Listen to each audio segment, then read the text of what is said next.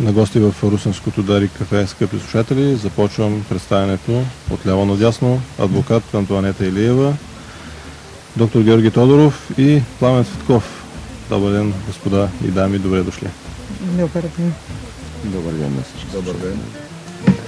Това, което ви обединява всички вас, е, че сте членове на Сдружението с нестопанска цел Гражданска инициатива Справедливост. Може ли да говорим за справедливост въобще в Русе, днес, в наши дни? Доктор Тодоров. За справедливост трябва да успеем да говорим. Само ще преместим микрофона да ви е по-удобно. За справедливост трябва да можем да говорим винаги, независимо дали е гражданско сдружение или това, което ни се случва всекидневно в живота. Справедливостта има множество измерения и тя минава винаги през върховенство на закон.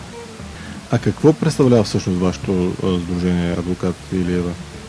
Сдружението е... От кога съществува? А това от кога съществува, може да кажа, от 2007 година съществува, но в момента набира доста активно членове и поддръжници, тъй като има доста хора, които споделят идеите на сдружението, които са почти във всяка сфера на... Има философия на Сдружението Справедливост, като за почти всяка сфера от живота е написано, нали, в тази философия какво е мнението на членовете на това сдружение. Добре, да ви попитам така. Каква беше целта за създаването на това сдружение?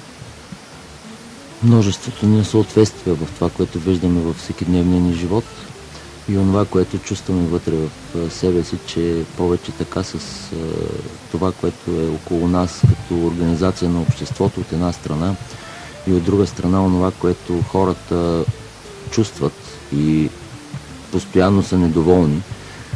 Видяхме, че около нас цари едно лицемерие. Хората, как да кажа, властта прави едно, хората са недоволни от нея и въпреки всичко се чувстват безсилни, защото са оставени на произвола на мислите си, а не на действията, които би следвало всяка една уредба на обществото да им осигури. Върховенство на закона, неприкосновеност на собствеността им и възможност да се развиват според уменията им и според способностите им и според това колко са работливи и какви въжделения имат.